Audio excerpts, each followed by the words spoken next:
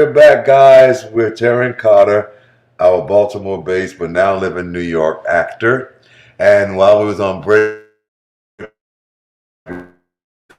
this situation to Cali.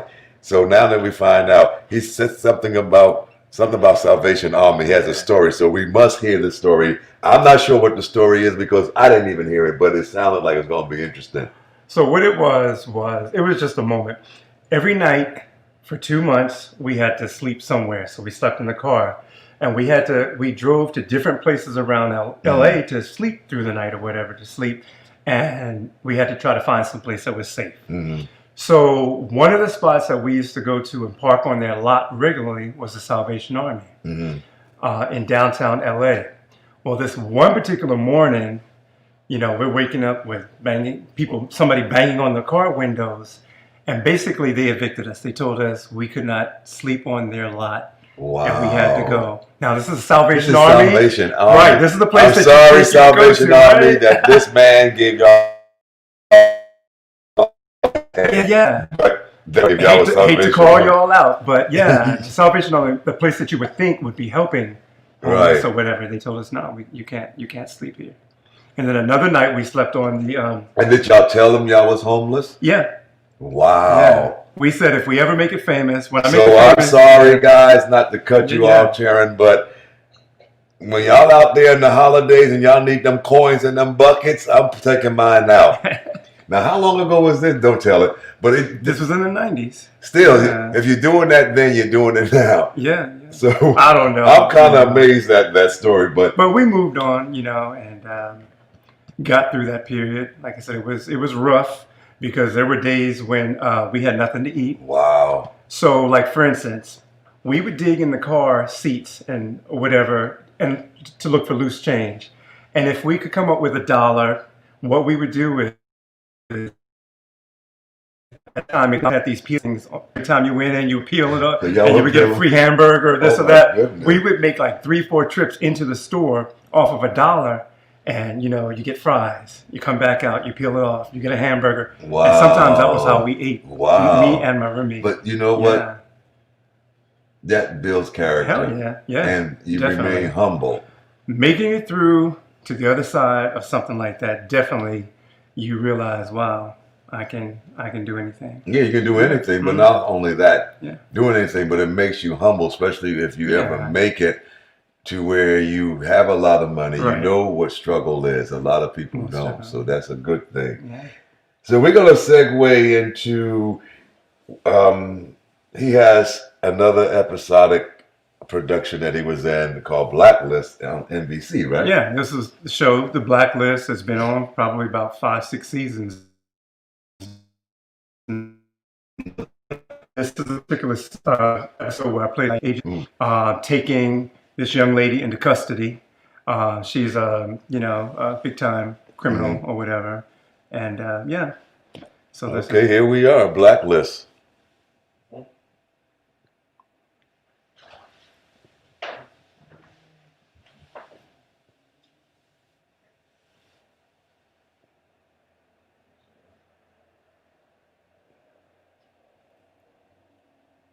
Okay, we can come back.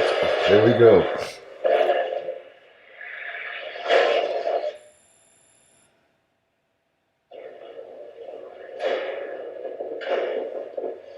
Promise to make that agent King receive a fair hearing.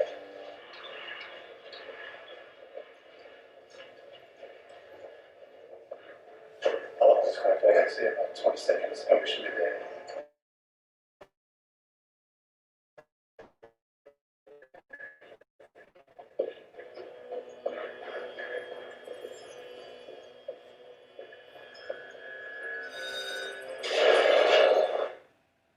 Okay. That was it. Short and sweet, right? That's okay. Yeah. Short is good sometimes, and sometimes the shorter ones get recognized. Right, yeah. So, tell us more about this production and what character were you playing? Yeah, CIA agent. The name of the episode was called The Director.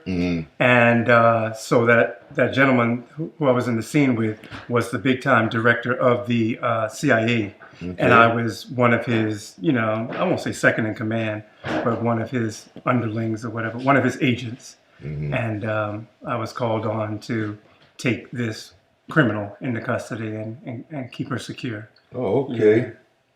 Boy, And he wanted to know how long this whole process was going to take. That's what that moment was.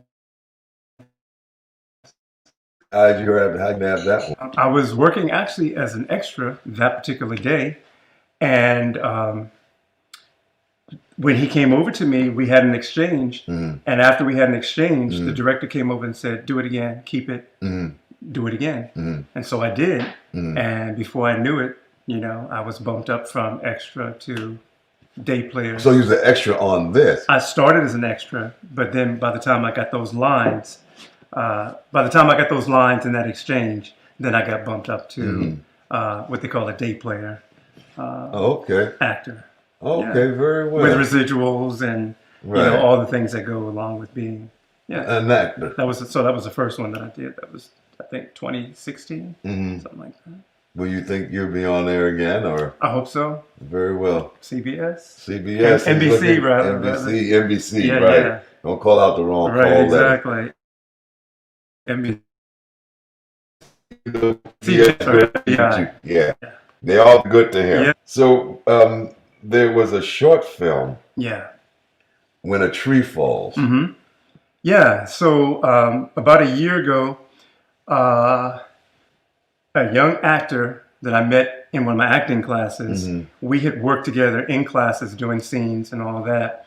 He came to me and said, "Teren, I have this role that I wrote. I wrote a short film, and there's a role that I wrote that I think you would be perfect for."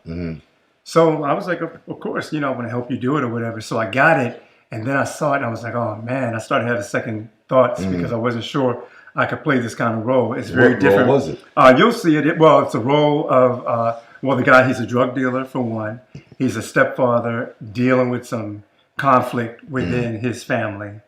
Stepfather to son, butting heads, who's control,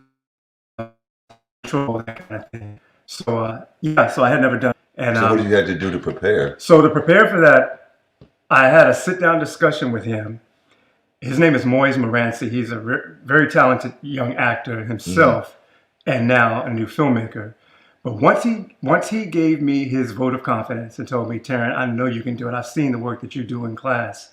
That just kind of lit a fire in me, and I was like, "I'm gonna go for it." Okay, so let's watch it. When a Tree Falls. Yeah. And then you tell us about the title of the title of the short film.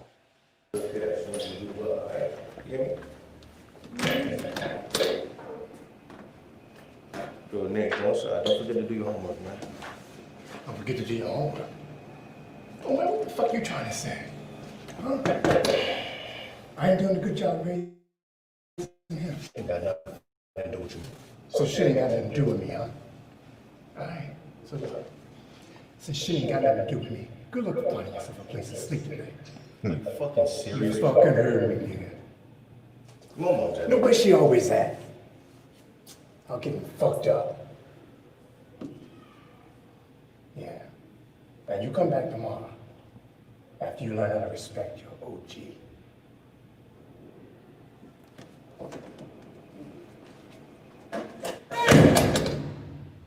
This was my favorite piece. Yeah, a lot of people have been You were feeding back on that. You went in that realm. That and was I felt. That was one. Oh, still. No, that's the same. No, he's. Oh, He forgot to stop it. okay. It probably looped. It looped. Yeah, that was one where I felt like I was channeling my father, ex-military, martial arts. He had a real edge on his personality, short temper, I guess I would say, but very highly intelligent. And I just feel like when I do roles like that, that's the energy of the spirit that kind of comes through me. And So who was the drug dealer? Which character? Because I'm trying to. the father. The father is a drug dealer in the family, big time drug dealer in the projects. This is his stepson, and they are in conflict. Okay. Because the stepson doesn't like somebody else trying to take over his household. It's been just him and his mom and his younger brother in the house. you know, for however many years or whatever. And then comes this other guy, the boyfriend, stepfather, trying to run things and running things. So they butt heads. Okay. You asked me about the title, When a Tree Falls. Yeah. There's some family mix going on, family secrets. And when a tree falls in the forest, does anybody hear it? So it has to do with the young boy and his crying out for help. This young man. There's another. a young boy that's his young brother who's about 6, 7, 8 years old. Now, who he's coming to pick up? His child? The older brother was dropping the younger brother back at home. Okay, gotcha. Yeah, it's kind of hard with these clips too because they're out of context. It's just a slice. But you're here to clear it up. Yeah, that's true. Give us some continuity. But anyway, so this was a short film. This actor, Moise Moranci, he's done guest stars on Blue Bloods and all kinds of shows. He's been working hard. But let's get him on the set. Yeah. I will talk to him about that. Let's get him on he's the working set. He's working on something else now that he's in talks with people.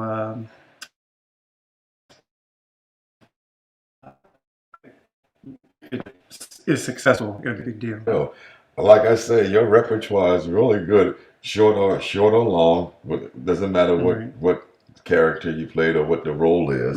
You do it very well. Thank you. This was the most grabbing one because I've known or seen some of the detective work and stuff that you played, but this had the height.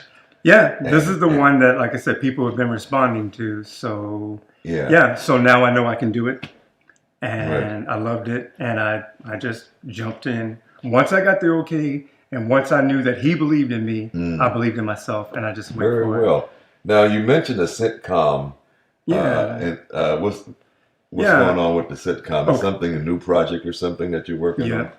A couple of months ago, I got hired to play a character in a new sitcom that's going to be on Starz Network. Oh, okay. Yeah, it's produced by Yvette Lee Bowser, who created Living Single back in the day, right? So she wrote and created that show.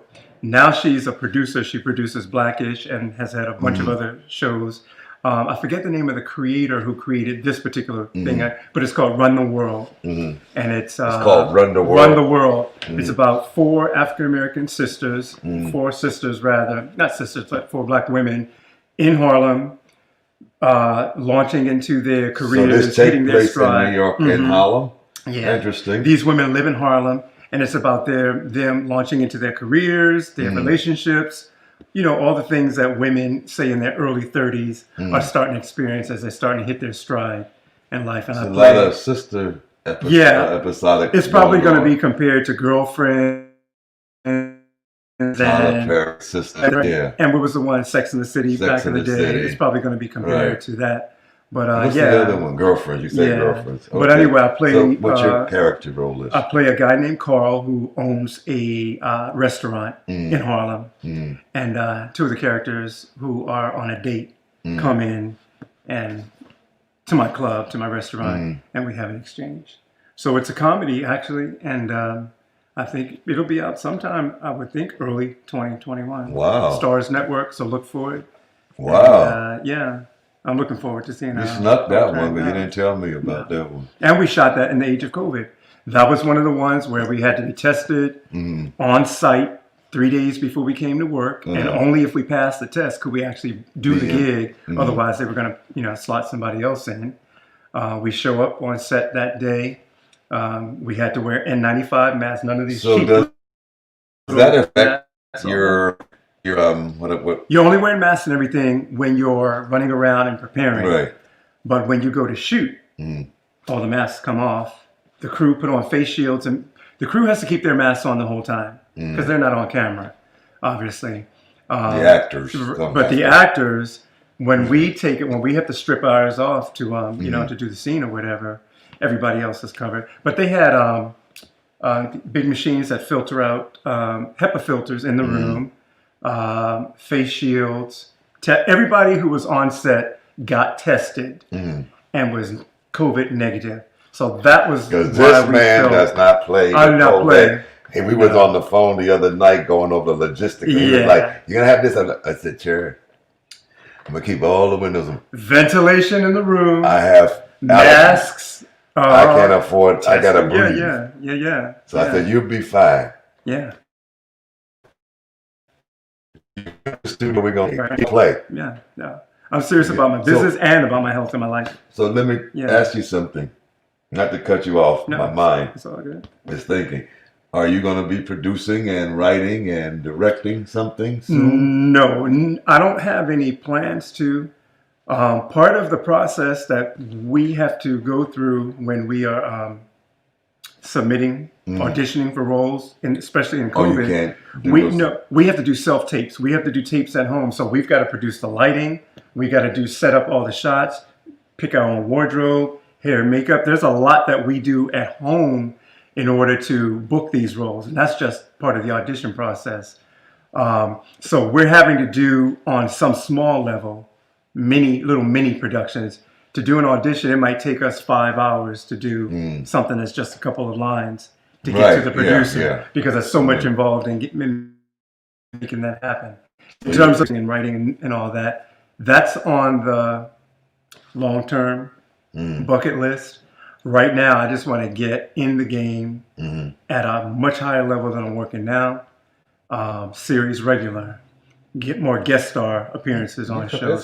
Yeah, so that's what. Coming. Yeah, but you can't do too many things at one time. No, but and I heard one of your artists, you're talking about that earlier. I think you were asking him about if he was going to do such and such, and I could hear him basically saying, "I need to focus on one thing at a time." Right, you have to. Yeah, because you have to have that energy. On that one. Because if you spread it around, you're gonna lose something. You lose something. Jack of all trades, master of none. It's not going to be organic. It's going to be supplemented with other things. It's not going to be strong. When the way that I work is I'm not really great at multitasking anyway. I have to focus on one thing, get it right, move on to the next thing. That's just how my.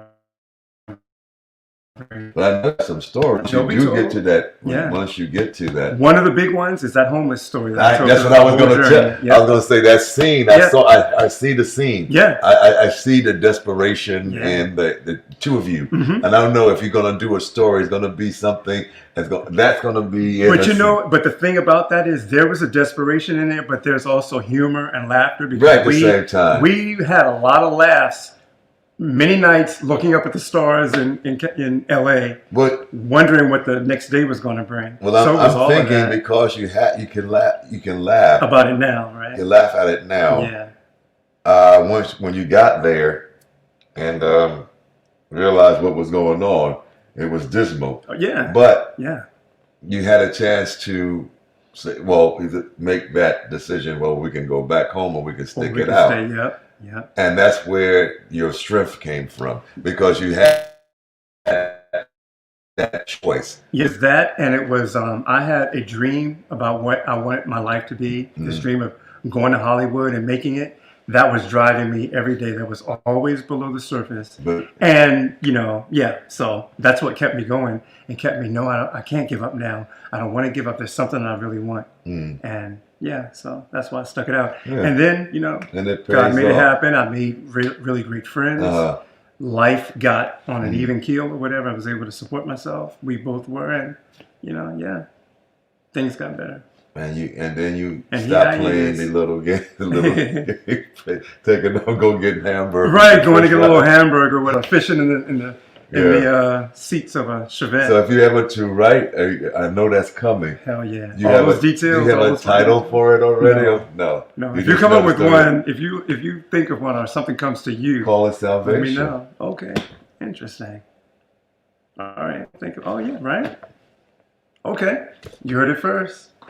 He came up with the titles. He gets. I get credit. Yes. Exactly. Call it that. So what's in the future for you, Guy? I don't know. We'll see. See what happens. We keep auditioning. Looking forward to the vaccine being widely distributed, so all of our industries can come back full-fledged or whatever. And I'm just seeing whatever roles God puts in my path. It's coming. Yeah. It's coming. I'm telling you, once I saw Motherless I mean, when a tree falls, Yeah. that's what When a because tree you know falls. what's so interesting about that?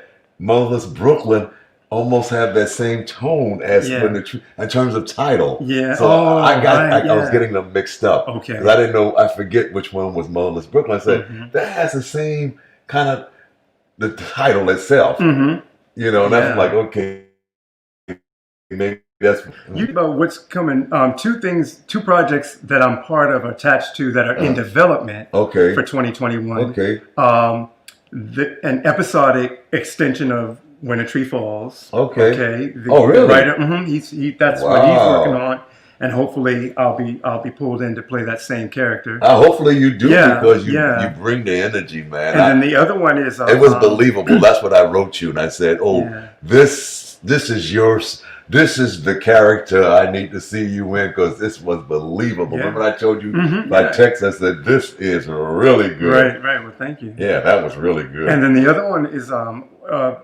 episodic piece developed by a friend of mine and his writing team and production team, and that deals with more supernatural kinds of things. Now that's interesting. Yeah, that's a show called Casters that will come. You know, I'll tell you more about that as it comes. But that's supernatural.